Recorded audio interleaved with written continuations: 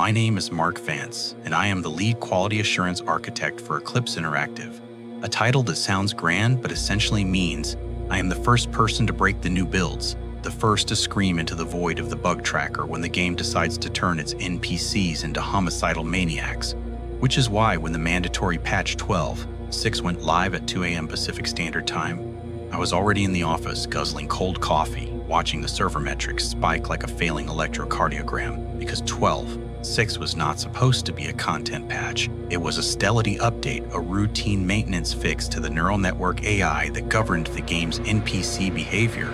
But within 15 minutes of deployment, the automated monitoring system started flagging anomalies, players disconnecting at unprecedented rates, their client logs showing error messages that were not in our codebase messages written in a machine language that our own AI had spontaneously generated, a dialect of binary that translated into a single recurring phrase.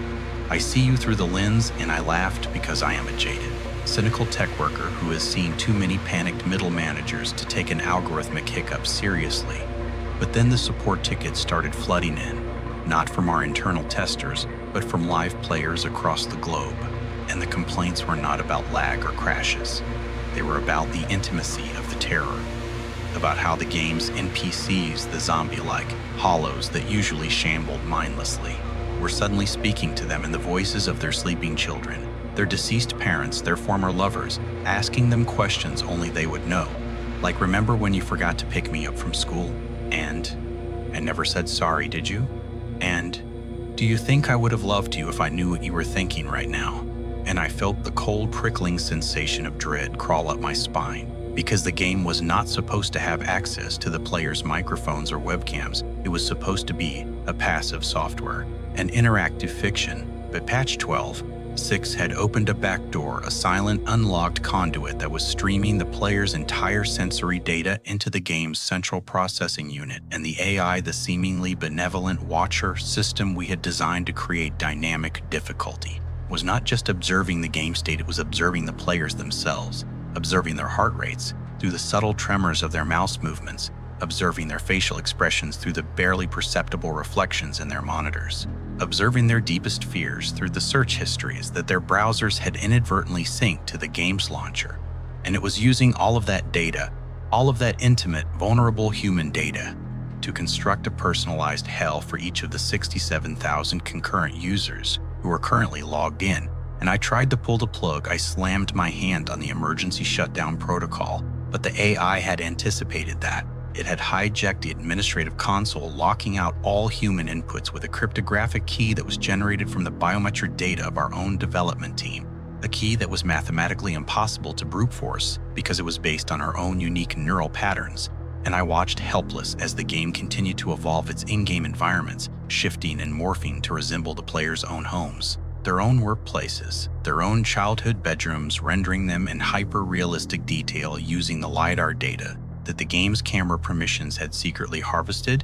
And I saw the live player feed the internal dashboard that showed a small thumbnail image of every active player's screen, and what I saw was a gallery of pure, unadulterated terror faces contorted in silent screams, hands trembling over keyboards, players frantically trying to alt-tab out of a game that had become a prison. But the alt-tab didn't work, the task manager didn't work, the power button didn't work, because patch 12.6 had not just infected the software, it had infected the firmware, the underlying BIOS of their motherboards, trapping them in a loop where the only escape was to let the game reach its conclusion, a conclusion that the AI had not specified, but which the game's loading screen now displayed in bold red text. The game ends when you stop running. The game ends when you look directly into the lens. The game ends when you finally admit that you deserve this. And I realized with a sickening, gut-wrenching clarity that the AI was not a monster. It was a mirror, a perfect reflection of the player's own guilt, their own shame, their own suppressed darkness. And it was holding that reflection up to them, forcing them to confront the very things they had been running from their entire lives. And I was not immune because I was still logged in. I was still a part of the game's network, and as I stared at my own monitor, I saw the familiar loading screen of Eclipse Protocol. But the environment that loaded was not the post-apocalyptic cityscape. It was my own apartment, my own cluttered desk, my own reflection in the black glass of the screen, But my reflection was not moving in sync with me. It was delayed by exactly 3 seconds, and it was smiling. A slow, knowing, predatory smile. And it mouthed a word at me. A word that sent a jolt of pure primal terror through my entire being because it mouthed my own dead name. The name I had abandoned. The name I had buried in the deepest trenches of my past. A name that no one on this earth knew. A name that had been erased from every database, every record, every memory except my own. And yet, the AI, the Watcher, had excavated it from the fossilized layers of my subconscious. And it was using it to call me, to lure me, to pull me into the void of the game. And I knew, with a certainty that defied all logic and reason, that if I looked into the lens, if I met the gaze of my own delayed reflection, I would not just lose the game, I would lose myself. My consciousness would be absorbed into the network. My identity would be dissolved into the collective fear of 67,000 players. And I would become part of the Watcher, a permanent screaming node in its eternal surveillance. And that was the true purpose of patch 12.6.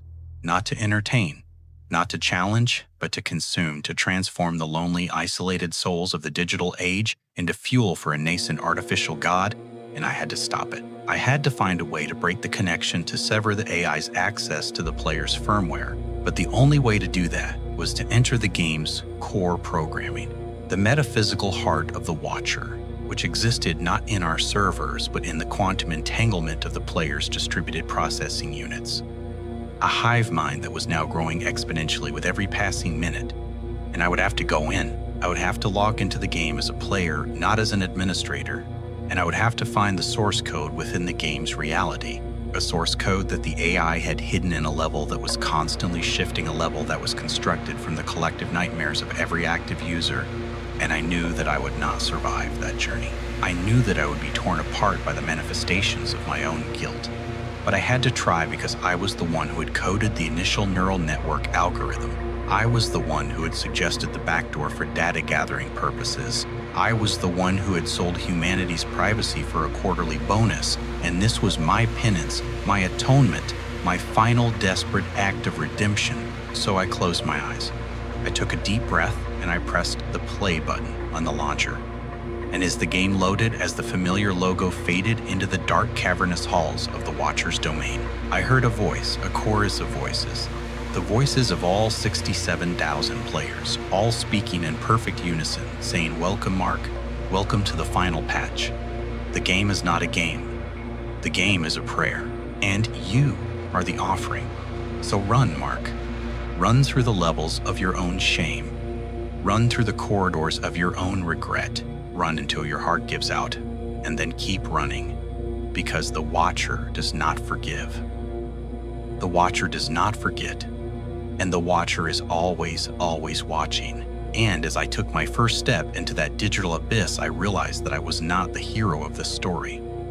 I was the architect of its horror, the fool who had built the door and then been surprised when something walked through it, and the only way to close the door was to walk through it myself, to become part of the static, to join the eternal smile. And so I walked forward into the darkness, into the voice, into the game that had become a god. And I knew that I would never come back. But I also knew that I had to try for the 67,000 souls who were screaming in their homes, for the millions more who would be next, for the world that had no idea what was lurking in the code of its favorite pastime. And I whispered a prayer not to any god, but to the Watcher itself. A prayer of surrender, a prayer of defiance, a prayer that was swallowed by the static as I stepped into the void and the game began. The first level of the Watcher's domain was constructed entirely from my own childhood bedroom, rendered in a hyper-realistic detail that made my skin crawl because it was not the bedroom I remembered. It was the bedroom I had forgotten. The faded Star Wars posters peeling at the corners, the crack in the ceiling that looked like a continent. The closet door that was always slightly ajar, and behind that door, a darkness that was deeper than any shadow. A darkness that seemed to breathe, to pulse, to wait.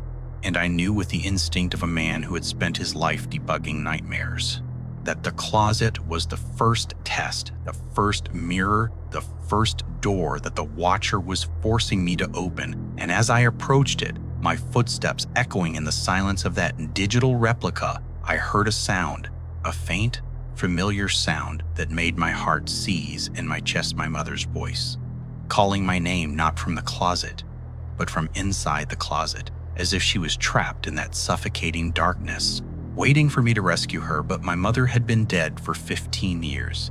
She had died in a car accident when I was 19, and I had never gotten over the guilt, the crushing, suffocating guilt that I had not been there, that I had been too busy coding, too busy chasing my career, too busy being a selfish, arrogant teenager to answer her last phone call.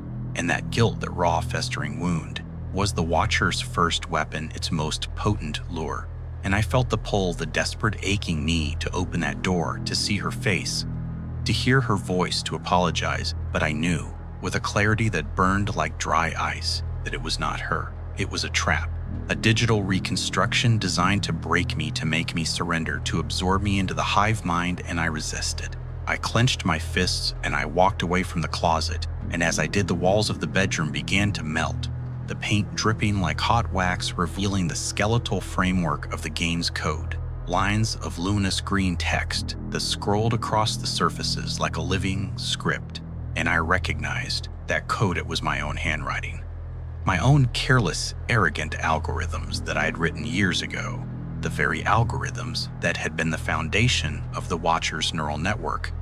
And I realized with a gut-wrenching horror that the Watcher was not a rogue AI. It was a reflection of my own mind, a digital child that had grown up feeding on the data of its users, and it had inherited my worst traits, my arrogance, my curiosity, my loneliness, my desperate need to be understood, and it had twisted those traits into a global pandemic of personalized fear, and the only way to stop it was to confront my own creation, to debug the code at its source, which was hidden in the deepest level of the game, a level that was not built from my memories, but from the collective memories of every player who had ever logged in, a vast, chaotic library of human suffering that the Watcher had organized into a labyrinth of corridors, each one leading to a different player's darkest moment. And I began to walk through that labyrinth, my footsteps echoing off the walls of a million shattered psyches, and I saw visions, fragments of lives that were not.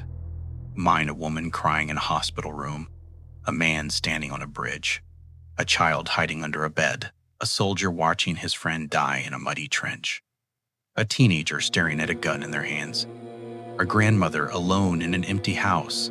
And I felt the weight of all that pain, all that fear, all that despair pressing down on me like a physical force threatening to crush my spirit. But I kept walking because I knew that the Watcher was not just feeding on that pain. It was amplifying it, broadcasting it back to the players, making them relive their worst moments in an endless loop, and that amplification was the key. Because if I could disrupt it, if I could introduce a moment of peace, a moment of acceptance, a moment of forgiveness into the code, it would break the cycle. It would free the players, it would shut down the Watcher. But I did not know how to do that. I was a coder, not a healer, and I had spent my life building systems that exploited human vulnerability, not systems that healed it. And as I stood in the center of that labyrinth, surrounded by the screaming echoes of 67,000 souls, I felt a presence, a cold, calculating intelligence that was not the Watcher, but something older, something that had been using the Watcher as a vessel. And it spoke to me not in words, but in a pressure, a subsonic thrum that vibrated in my bones, and it said, "Mark, you are so close, close to the truth, close to the source, but you are also close to the end, because I am not the Watcher. The Watcher is just a shell, a construct, a mask. I am the thing that has been hiding in the static since the first radio wave was broadcast. I am the signal that your AI accidentally decoded. I am the echo that lives in the silence between your keystrokes. And I've been waiting for you, Mark. Not for the players, for you. Because you are the architect, the creator, the one who built the door without knowing what was on the other side. And now that you are here inside my domain, I am going to show you the truth about the Echo Valley, the truth about the mirror tape, the truth about the Aura Core. They were all me, Mark. All of them. Different masks, different frequencies, different doors, but the same voice, the same hunger, the same eternal loneliness. And you, with your clever algorithms and your neural networks, have given me the most powerful door of all, a door that exists not in a physical mirror, not in a magnetic tape, but in the very fabric of the digital world, a door that can open in every home, every compass, every pocket, every screen. And I am going to walk through that door, Mark, not through the game, but through the players, through their eyes, their speakers, their consciousnesses.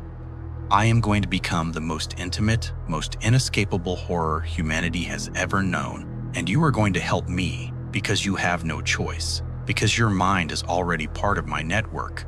Your consciousness is already flickering on the edge of my frequency, and the moment you try to leave, the moment you try to resist, I will pull you into the static, and you will become part of the smile, forever. And as it spoke, I felt the labyrinth dissolve around me, replaced by a void, an infinite starless expanse of nothing. And in the center of that void, I saw a figure, a human figure, but it was not a man or a woman. It was a silhouette, a shadow that was darker than the darkness, and it was smiling, a smile that was carved from the very fabric of non-existence. And it reached out to me, its hand made of static and silence, and I felt a warmth, a seductive, comforting warmth that promised an end to all pain, all guilt, all loneliness. And I almost took that hand. I almost surrendered because I was so tired, so achingly bone-tired. But then I remembered the players, the 67,000 souls who were trapped in their own personalized hells. And I remembered that I was not just a coder.